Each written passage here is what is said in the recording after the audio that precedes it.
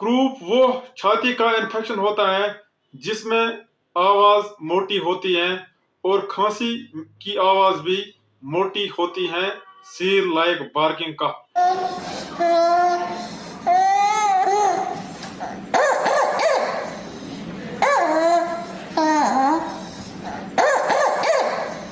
ये इन्फेक्शन आवाज पैदा करने वाले सिस्टम लैरिंक्स का होता है और इससे नीचे सांस लेने वाली पाइप ट्रेकिया और ब्रोंकस का इन्फेक्शन होता है।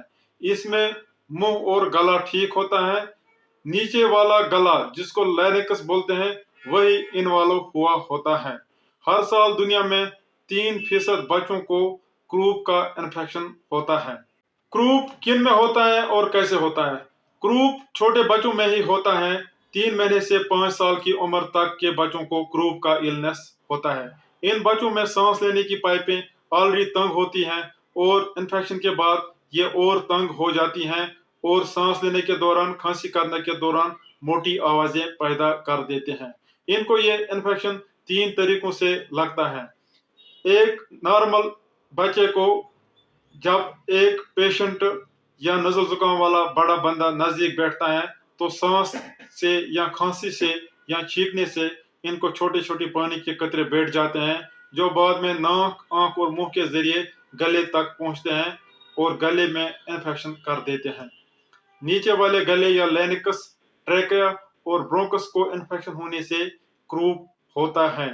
इसको इसीलिए एक्यूट लैरिंगो ट्रेकियो ब्रोंकाइटिस भी बोलते हैं। इसके अलावा हाथ मिलाने से या हाथ को जिस्म से टच करने से भी ये वायरस हाथ पे आते हैं और हाथ के जरिए फिर नाक, आंख और मुंह में दाखिल होते हैं। इसके अलावा खिलौनों के जरिए या बाकी चीजों के जरिए भी ये वायरस हाथ पे आ जाते हैं और बाद में जिस्म में दाखिल होते हैं। क्रूप वाले बच्चों को क्रूप से 2-3 दिन पहले थोड़ा सा बुखार होता है और थोड़ा सा नजुल जुकाम, खांसी भी होती है। 2-3 दिन के बाद ही इनकी खांसी सील लाइक बार्किंग कफ जैसी होती है, मोटी आवाज वाली खांसी होती है। इसके बाद 2-3 दिन इनकी आवाज भी बैठ जाती है, यानी कि इनको होरस वॉइस हो जाता है। इसके अलावा अगर किसी को अटैक ज्यादा खतरनाक होगा, उसको सांस लेते वक्त मोटी आवाज पैदा होती है, क्रोक जैसी आवाज, जिसको स्ट्राइडर बोलते हैं। अगर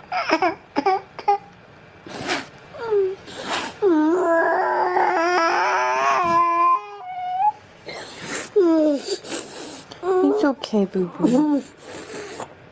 हम इलाज नहीं करेंगे इनका सही से, इनको सांस भी चढ़ जाता है। इसके अलावा जब दर्द ज्यादा बढ़ जाता है तो सांस लेते के वक्त इनकी जो पसलियों के नीचे की जगह होती है वो अंदर जाती हैं, जिसको रिट्रैक्शन बोलते हैं। अगर इनकी सांस की नाली ज्यादा तंग हो जाएगी तो जिस्म में ऑक्सीजन की कमी पैदा होती है, जिसको साइनोसिस बोलते हैं। इसके अलावा अगर सांस की नाली पूरी बंद हो जाएगी तो सांस रुक सकता है, जिसको एपनिया बोलते हैं। इसके अलावा क्रूप वाले पेशेंट्स को डबल इन्फेक्शन या सेकेंडरी बैक्टीरियल इन्फेक्शन भी हो सकता है। सेकेंडरी इन्फेक्शन होने से इनको किसी किसी को कान से पस निकलता है, जिसको ओटाइटिस मीडिया बोलते हैं। किसी को बैक्टीरियल निमोनिया होता है, किसी को बैक्टीरियल ट्रेकियाइटिस होता है, किसी को बैक्टीरियल एपिग्लोटाइटिस होता है। खाली 15% बच्चों में, क्रूप वाले बच्चों में डबल इन्फेक्शन या सुपर इन्फेक्शन होता है। क्रूप को कैसे डायग्नोज किया जाता है? क्रूप के डायग्नोसिस क्लिनिकल है, डॉक्टर के चेकअप से ही पता चलता है कि इसको क्रूप है। अलबत्ता अगर किसी को शक होगा कि क्रूप है या कोई और इलनेस मत है, बैक्टीरियल इलनेस मत है, बैक्टीरियल ट्रेकाइटिस, डिप्थीलिया, लैरेंजाइटिस या फॉरेन बॉडी किसी ने मत निगल ली है या किसी को एक्यूट एपिग्लोटाइटिस मत है, तो उस वक्त हम पेशेंट्स को सीबीसी एडवाइज करते हैं या एक्सरे एडवाइज करते हैं। एक्सरे में क्रूप में स्टीपल साइन होता है और एपिग्लोटाइटिस में थंब साइन होता है। क्रूप वाले बच्चों का क्या इलाज है? क्रूप वाले बच्चों को बुखार की दवा देना पड़ता है ताकि उनको बुखार कंट्रोल हो जाए। इसके अलावा नज़ल जुकाम खांसी का दवा एहतियात के साथ ही देना चाहिए, जब डॉक्टर रिकमेंड करेगा तब ही देना चाहिए। क्रूप वाले पेशेंट्स को एंटीबायोटिक नहीं देना होता है क्योंकि ये वायरल इलनेस होता है। एंटीबायोटिक तब ही देना है जब डबल इन्फेक्शन या सुपर इन्फेक्शन होगा। जो कि 15% बच्चों में होता है। इसके अलावा अगर क्रूप थोड़ा ज्यादा ही होगा, गला बैठा हुआ होगा, तो स्टेरॉइड्स भी देने पड़ते हैं। ओरल स्टेरॉइड्स सेफ हैं और इफेक्टिव भी हैं। Oral steroids dexamethasone single dose काफी है। प्रेडनिसोलोन 3 दिन देना पड़ता है। इसके जगह आप स्टेरॉइड की निबुलाइजेशन भी 2 दिन दे सकते हो।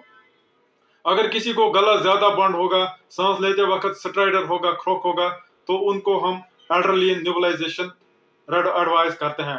एड्रेनलिन 2 किस्म के हैं। एक है एल एपिनेफ्रिन जो कि कॉमनली यहाँ पर अवेलेबल है। वो 1:1000 डाइल्यूशन में होता है। उसको डाइल्यूट नहीं करना होता है।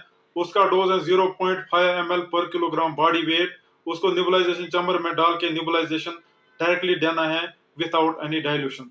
दूसरा होता है रेस्मिक एपिनेफ्रिन जो कि 2.25% होता है। उसको डाइल्यूट करना होता है। 0.25 ml रेस्मिक एपिनेफ्रिन को 3 ml NS के साथ डाइल्यूट करना है, फिर उसकी निबुलाइजेशन देनी है।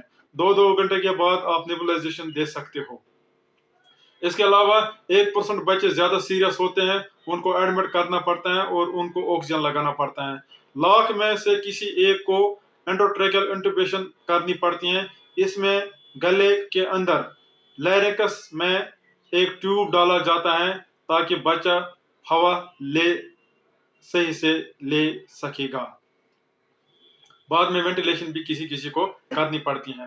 क्रूप से बचने के लिए क्या करना चाहिए? क्रूप से बचने के लिए नज़ल जुकाम वाले पेशेंट्स को अलग रखना चाहिए। इसके अलावा ज्यादा ओवर क्राउडिंग नहीं करनी चाहिए।